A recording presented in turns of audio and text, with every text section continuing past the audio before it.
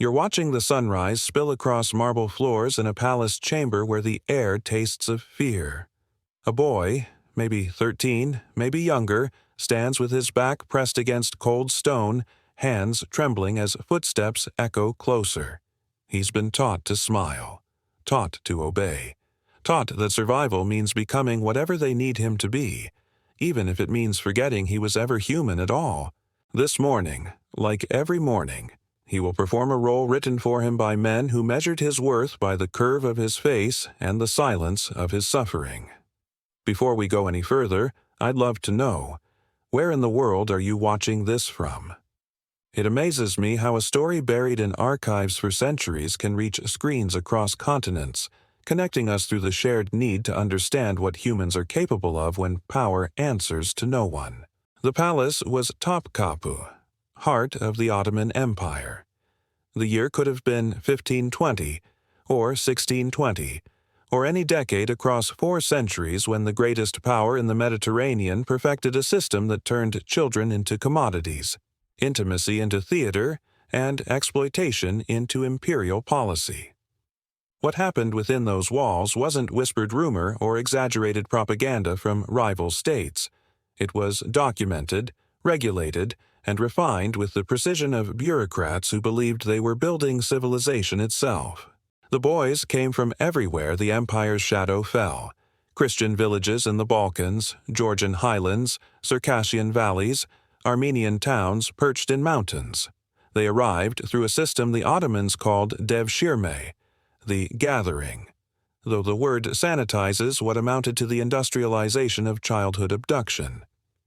Every 3 to 7 years, imperial officials descended on subject territories with census records in hand, lists that cataloged families like inventory, boys like merchandise waiting to be claimed. Picture the scene as it unfolded in a Serbian village in 1543. The official arrives with scribes, guards, translators. Families are summoned. Boys aged 8 to 18 are lined up in the village square under a sky that suddenly feels too vast, too indifferent. The official walks slowly down the row, pausing before each child. He checks teeth, examines skin, asks questions designed to reveal intelligence and temperament. He's not selecting soldiers, not yet. He's identifying potential for something far more intimate and infinitely more cruel. The criteria were explicit, preserved in training manuals for recruitment officers. They wanted boys with moon faces, smooth, delicate features that would appeal to the aesthetic preferences of palace elites. Fair skin ranked higher than dark. Green or blue eyes increased value. Intelligence mattered, but only enough to make the boy trainable, not enough to inspire dangerous questions. And, above all, beauty. A kind of beauty that could be molded, maintained, and eventually consumed by men who had confused desire with dominion so thoroughly they couldn't distinguish between the two. The selected boys were marked, recorded, renamed. A child who had been Marco became Mehmet. Stefan became Suleiman. The new names weren't just linguistic conversion. They were the first cuts in a surgery designed to remove every trace of the person who had existed before. Families wept. Mothers collapsed. Fathers stood helpless, knowing that resistance meant retaliation not just against them, but against entire villages. The boys were led away in chains that were sometimes literal, sometimes simply the understanding that running meant death. What happened next reveals the true architecture of the system. The boys weren't simply enslaved, they were processed. They moved through stages as methodical as any modern assembly line, each designed to strip away another layer of identity until only the functions the empire desired remained. First came the Akemi Olan phase, the novice stage, where boys were sent to work in Turkish homes or imperial farms, learning the language, absorbing Islamic prayers, beginning the psychological reconstruction that would define their lives. The transformation was chemical in its totality. Boys who spoke their native languages were beaten. Boys who mentioned their families were isolated. Boys who resisted were made examples of in ways that ensured the others learned the lesson. Within months, most couldn't remember their mothers' faces clearly. Within a year, many struggled to recall their birth names without concentrating. The empire had discovered something that modern psychology would later codify. Identity is fragile when you're young, and total control of environment means total control of self. But the boys, marked as exceptionally beautiful, faced a different trajectory entirely. They bypassed the farms and provincial postings. They were sent directly to the palace schools, the Enderun, where they entered a world that operated by rules so alien to normal human experience that survivors later struggled to explain it to anyone who hadn't lived it. Inside the Enderun, boys moved through chambers arranged like concentric circles of initiation, each one bringing them closer to the sultan's private quarters and further from any recognizable form of childhood. The training they received there would haunt the historical record. It wasn't military drill or administrative preparation. It was education in arts no child should ever learn. How to walk in ways that emphasized certain physical features, how to position their bodies to signal availability, how to read the micro-expressions of powerful men to anticipate desires before they were spoken. They were taught massage techniques that blurred into something far more invasive. They learned dances that began as cultural performance and ended in private chambers where performance took on entirely different meanings. Contemporary accounts, diaries of European ambassadors, letters from palace defectors, confessions recorded by priests who heard the testimonies of escaped slaves, describe rooms where boys practiced on each other under the supervision of instructors who graded them like any teacher evaluating students. Except the subject was their own degradation, and failure meant not poor marks, but disposal. The palace had constructed an educational infrastructure dedicated to transforming traumatized children into polished instruments of elite pleasure. And then there was the practice that even the empire's own chroniclers recorded with discomfort: systematic castration. Not all boys were subjected to this, but those selected for the highest levels of palace service often were. The procedure was performed in palace chambers by physicians who had refined their techniques over generations, developing methods to maximize survival rates while achieving complete physical transformation. Historical records suggest that even with expert care, mortality rates ranged between 60 and 90%. Think about the mathematics of that for a moment. If the palace needed 10 eunuchs for service, they might castrate 100 boys, knowing full well that 90 would die screaming on surgical tables from infections that followed, from blood loss or shock, or simply from the body's refusal to survive such violation. The empire considered this acceptable overhead, the cost of doing business in the economics of human exploitation. Those who survived carried scars both visible and psychological that marked them as fundamentally altered, severed not just from their body's original function, but from any possibility of the relationships that make life recognizably human. The empire maintained different categories of eunuchs based on their origins and the extent of their mutilation. European boys typically underwent partial castration, becoming white eunuchs who filled administrative roles in the palace hierarchy. African boys often faced complete emasculation, creating the black eunuchs, who guarded the imperial harem and supervised the female concubines. The racial and geographic hierarchy was explicit, codified, taught as natural order to each generation of administrators who oversaw the system. Inside the palace, a social structure emerged that pitted victims against each other in competitions for imperial favor. The most successful boys weren't those who retained the most humanity. They were those who could most completely suppress their authentic selves and become mirrors reflecting whatever their masters desired. They learned to manufacture intimacy on demand, to perform desire they didn't feel, to smile through experiences that were slowly killing everything inside them that had once been capable of genuine connection. The surveillance was total. Senior officials monitored the boys constantly, looking for signs of genuine friendship that might threaten the isolation necessary for control, watching for romantic attachments between boys that might offer emotional escape from the system designed to trap them. Any connection not mediated by power was seen as dangerous. The empire understood instinctively what psychologists would later prove, that human beings can survive almost anything if they have authentic relationships, which is precisely why those relationships had to be prevented at all costs. Boys who excelled in this nightmare were promoted through palace ranks, gaining privileges that were really just gilded chains: better clothing, better quarters, occasionally the intoxicating illusion of influence when a sultan took particular interest in their council. But the price of advancement was perpetual availability, the unspoken understanding that their bodies and minds belonged completely to men who saw them as sophisticated toys rather than people deserving dignity. Some of these boys eventually rose to positions of remarkable political power. History records grand viziers and provincial governors who had entered the palace as terrified children and climbed the hierarchy by sacrificing every piece of their humanity to imperial appetites.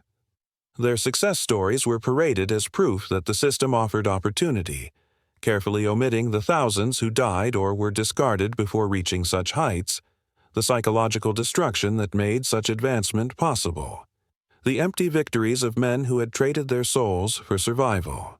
The empire maintained meticulous records of its male concubines, inventories listing them by age, origin, physical characteristics, and what the documents delicately termed special skills. These weren't people to Ottoman administrators. They were assets, tracked with the same attention given to military equipment or financial reserves.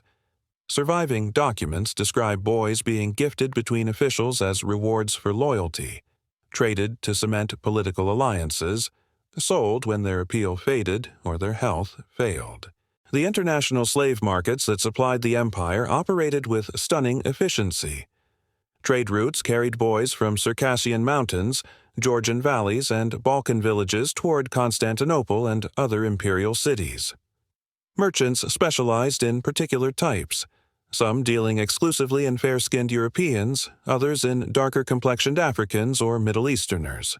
The boys moved through these networks like any other commodity, their value assessed at each transaction based on the same criteria Ottoman officials used: beauty, youth, trainability, and that indefinable quality the traders called spirit, but really meant the capacity to endure endless violation without breaking completely. Religious authorities provided theological cover for practices that violated every instinct of human decency. Ottoman Islamic scholars wrote elaborate legal opinions explaining how enslaving infidel children served divine purposes, how using their bodies was permissible under specific conditions, how the conversion process that accompanied their enslavement was actually an act of mercy that saved them from eternal damnation.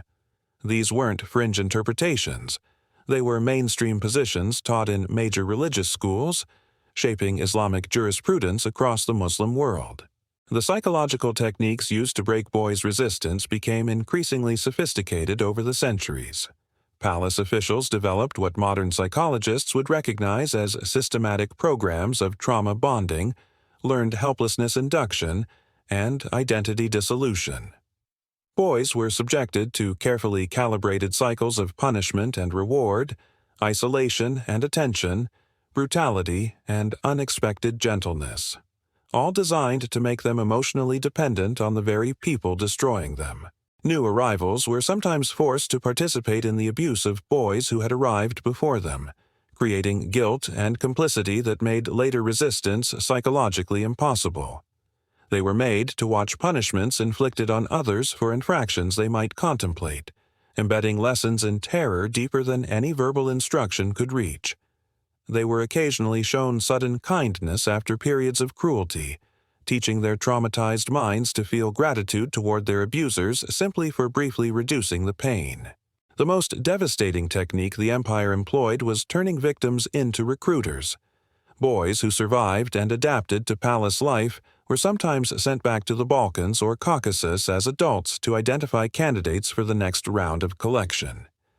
They returned to regions like the ones they had been torn from, walking through villages that resembled their own lost homes, pointing out which children possessed the beauty and temperament that imperial clients desired.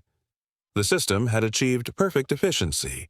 It transformed its own victims into the instruments of its continuation. By the 19th century, as European powers gained influence over Ottoman territories and international pressure mounted against slavery, the palace didn't end these practices. It concealed them. Boys were no longer purchased in open slave markets but acquired through networks of intermediaries who operated with the discretion of modern traffickers. The training facilities moved to less visible locations. The documentation became more coded, buried in bureaucratic language that made the reality harder for outsiders to recognize. But the practice continued, adapted, evolved. Archaeological excavations at palace sites have uncovered subterranean chambers that weren't discovered until decades after the empire's fall. Spaces equipped with restraints, sensory deprivation alcoves, medical instruments whose purposes physicians examining them could only speculate about with growing horror.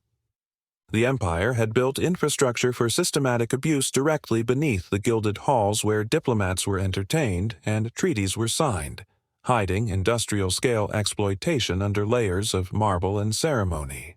The boys who survived and eventually escaped or were freed carried trauma that echoed through the rest of their lives. Many couldn't return to their home regions, unable to face communities that might remind them of what they'd lost or judge them for what they'd been forced to become. Some wandered between cities, drifting through the margins of societies that had no framework for understanding what they'd endured. A few recorded their testimonies, fragmentary, often anonymous accounts preserved in church archives or buried in European diplomatic reports, leaving behind evidence that historians would later piece together into a fuller picture of the system's human cost. The psychological impact wasn't limited to direct victims. Communities across the Balkans and Caucasus lived with the recurring terror of collection raids, shaping their cultures around the constant threat of losing their sons. Some families mutilated their own children to make them less attractive to recruiters, a horrifying calculus that reveals the depth of their desperation. Some converted to Islam hoping it would provide protection, trading their religious identity for a fragile safety that wasn't always honored. The system's shadow extended far beyond palace walls, warping the development of entire societies that organized themselves around avoiding its reach. The Ottoman approach to male concubinage influenced other Islamic powers and even some European courts that adopted modified versions of similar practices. The model spread because it worked, not morally, but functionally. It provided rulers with absolutely loyal servants who had no competing family allegiances, no possibility of dynasty building that might threaten the throne, no identity separate from service. It was a system purpose-built for absolute control, and its efficiency was precisely what made it so monstrous. When the empire finally collapsed after World War I, the palace institutions that had sustained these practices dissolved almost overnight. But there was no reckoning, no formal accounting of what had been done to hundreds of thousands of boys across 4 centuries. The men who had operated the system melted into the new Turkish Republic or fled to other countries. The victims who remained alive were too broken or too afraid to speak. The documentation was dispersed across archives where it would take historians decades to fully examine.